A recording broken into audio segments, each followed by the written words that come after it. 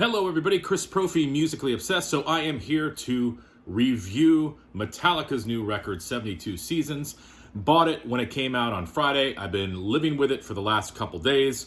It has not left my turntable. I probably spun the whole thing all the way through 4 or 5 times. So I feel like I've got a pretty good sense of where the album is. So I want to talk a little bit about it, tell you what I think about it, and go through the songs as well. So this is Metallica's 11th studio album. As I said, it came out April 14th of this year. Produced by Greg Fidelman, who also produced Hardwired to Self-Destruct. This clocks in at around 77 minutes, so it is a long album. Now, let me just get the pretty much the only negative that I have about this album out. It's that it's too long.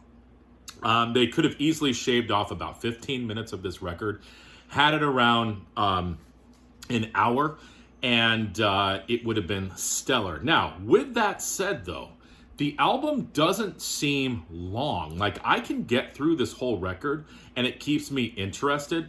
I can never get through this album. I don't know what it is about it. It starts out strong for me, and then it loses me. And then even by the time I get to Spit Out the Pone, I'm kind of like not ready for it because I'm tired. And so it's better than this. Now, sonically, it's pretty much like a sister album to Hardwired. Same producer, same sort of sonic landscape, but I think it's just even a step up. It's in sound. I had the vinyl version. I have not listened to the CD, but the vinyl is punchy, it's bassy, it's heavy. It's it just, you can hear the separation of instruments. Rob's bass comes in and out of the mix. You can really hear it. As I said, sonically, it's very interesting. And you can tell that they really tweaked whatever they had to tweak in the studio to make it sound amazing. So let's get into the songs. And before I do that, again, let me just say this. If you're wondering, I told you it sounds a lot like Hardwired. It's basically like a progression from there. But I get big time load references in these songs, and I also get some of the Black Album in here. And I was thinking this morning, it's got to be tough for Metallica because not tough to be Metallica. Like, hey, we're millionaires. Not that in that sense, but to make new music because they've got so many different eras of the band, and Metallica is trying, I don't know, I'm assuming they're trying to cater to as many of those fans as they can. So it's sort of like, all right, well, we got to put some thrash elements in there for the Master of Puppets people, and we got to put some of those, bluesy riffs from the Load era in there. And then let's incorporate some of the newer sounds for anybody who's kind of gotten on the Metallica train in the last few years. So I think going into each album, they're trying to cater to all those people, I would assume, which must be tough. And I think they've done a pretty good job with this record. So it opens up with 72 Seasons. And basically the concept of this record is that it's about the first 18 years of someone's life. So the things you go through, the dealings with your parents, how it shapes you, how it molds you into your adult years. So pretty cool concept for a record.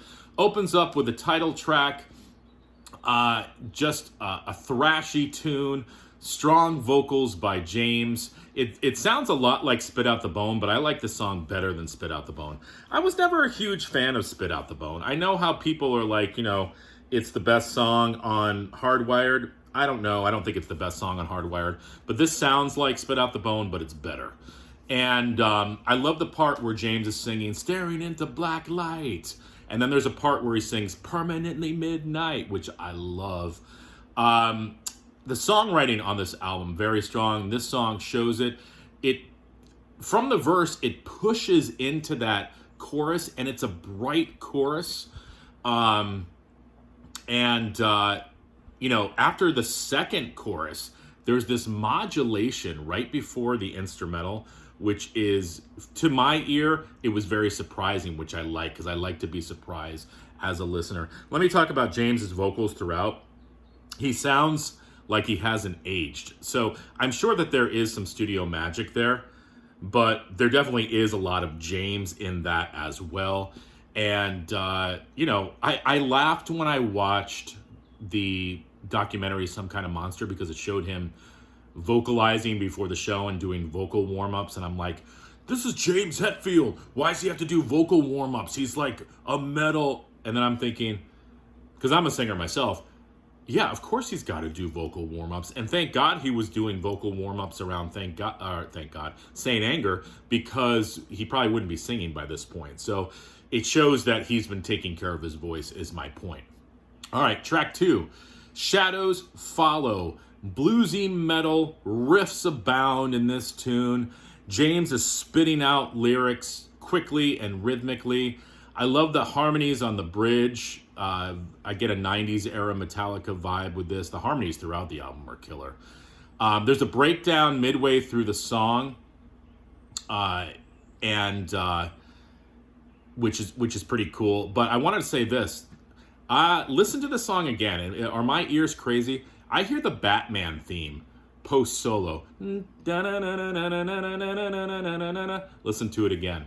All right, track 3, Screaming Suicide. This is one of the singles. This song has grown on me. I didn't really like it the first time I heard it.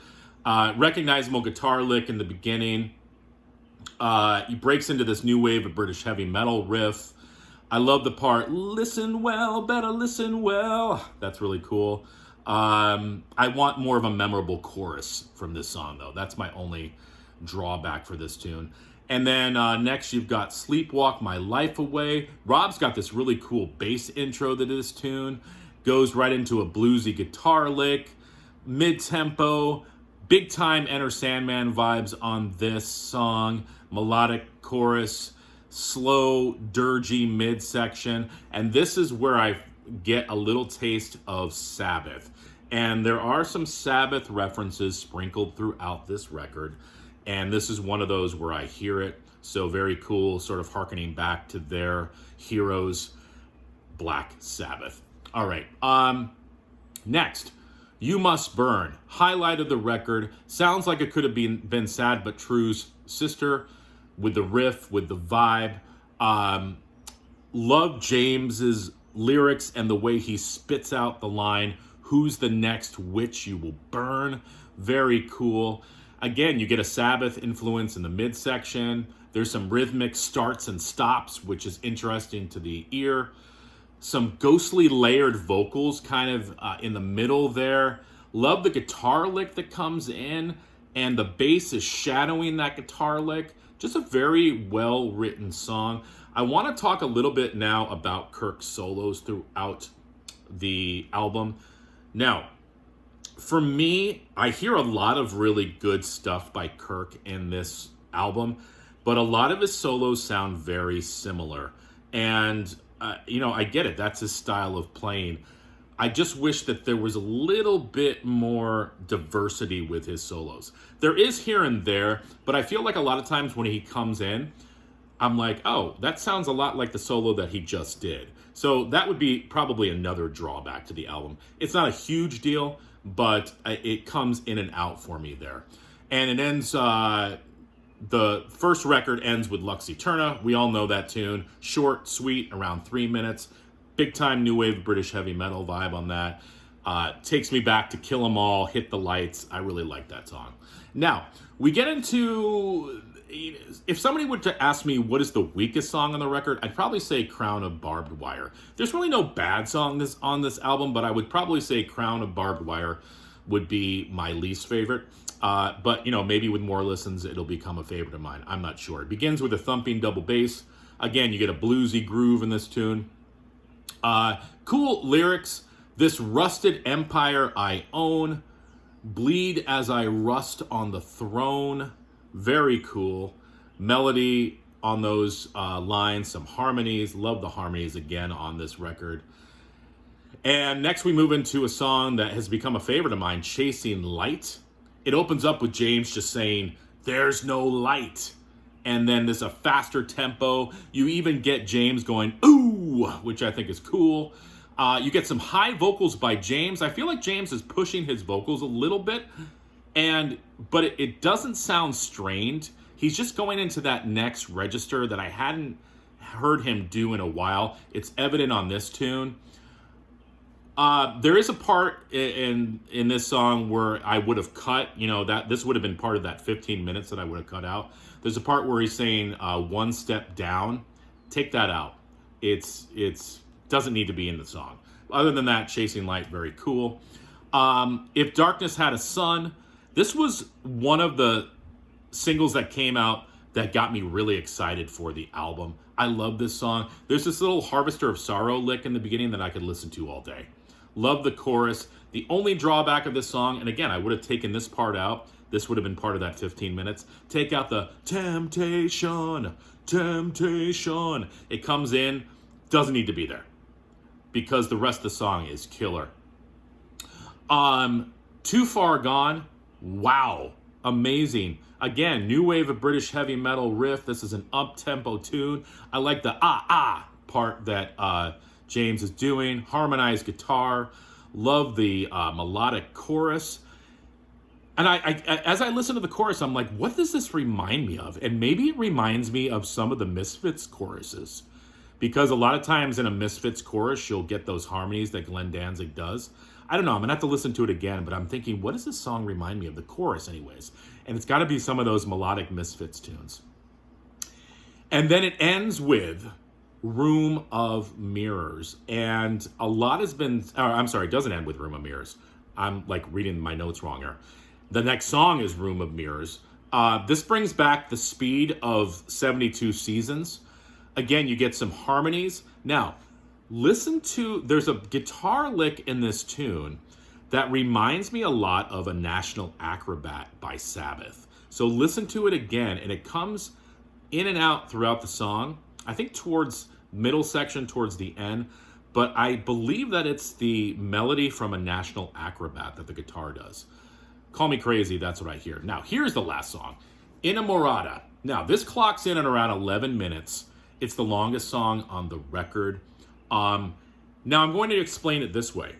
It reminds me of an instrumental with lyrics, if that makes any sense. It's almost like you took Orion, To Live Is to Die, and Fixer, put it into a blender, mixed it around, and you get that instrumental vibe, but then of course there are, lyrics on top of it. I really like the chorus of this song. It doesn't seem like 11 minutes, but this is probably a song that could have been cut a little bit. Edited, I mean. It breaks down to a very cool part where it's just Rob on bass and you hear the cymbals in the background.